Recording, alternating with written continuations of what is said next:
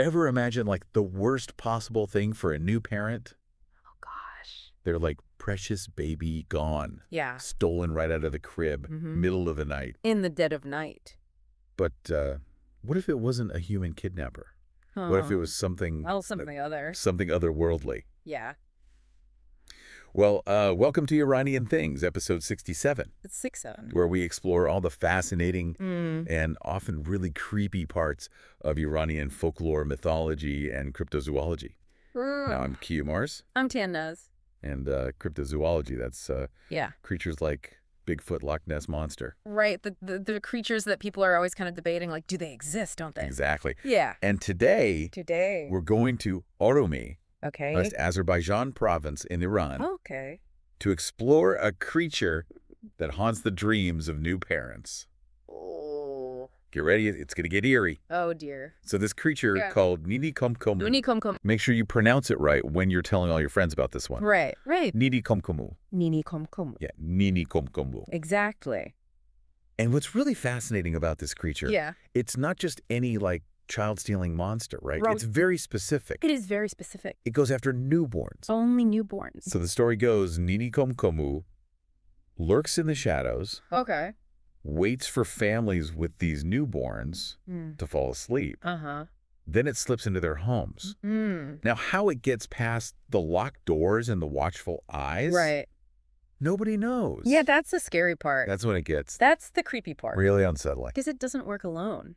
Oh. It brings an entourage. What? It brings children. What? Yeah, to carry out the abduction. Whoa, hold on. Yeah. Creepy children. I know, right?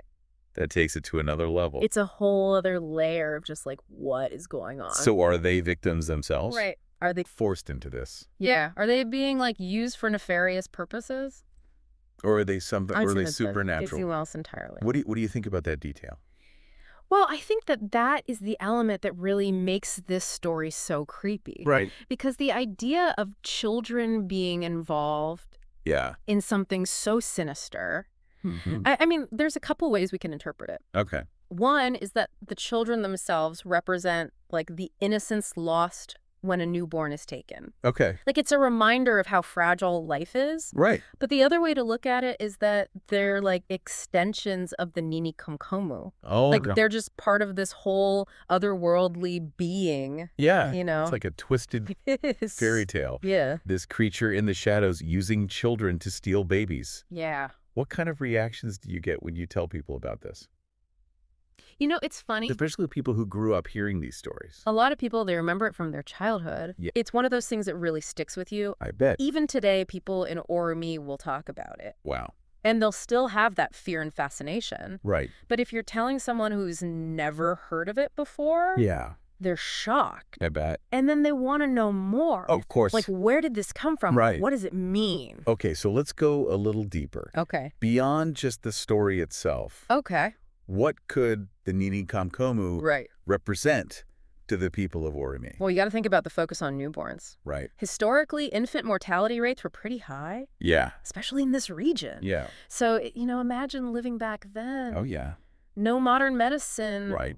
Losing a child was a very real possibility. A very real possibility. Yeah. And a painful one. So this myth could have been a way to process that. It could have been. Make sense of a devastating loss. Exactly. Give form to that fear. Okay. You know, explain the unexplainable. That's what folklore does a lot of the time. It's a symbolic language for the things that scare us the most.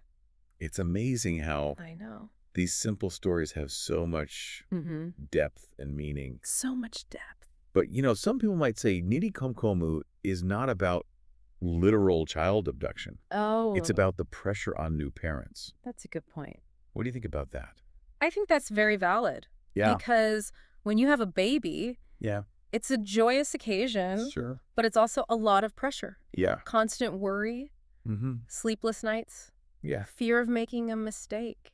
Yeah. Nini Khomkhomu could be all those feelings. Like a cautionary tale. Yeah. Don't neglect your duties as a parent. Exactly. So it's like a window into the cultural psyche of the people of Urmia. Yeah. Shows their fears, shows their values. Absolutely. Reminds us of the challenges they faced, the ways they coped with things. The coping mechanisms. And it's also a powerful illustration of how folklore can still be relevant today. Right. Because it speaks to those universal fears and anxieties that we all have. Exactly. No matter what time period. Doesn't matter where you're from. What culture. We all have them. This has been such an insightful dive. It has. Into the world of Nini Khomkhomu. Nini Khomkhomu. If you enjoyed this episode, yeah, don't forget to subscribe.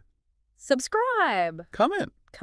Tell us what you think. Let us know. And for those of you who want to explore more fascinating creatures from Iranian folklore, check out our playlist. Be sure to check out our playlist. On Persian mythology. You won't be disappointed. Until next time, stay curious. Stay curious. And maybe leave a nightlight on. Just in case.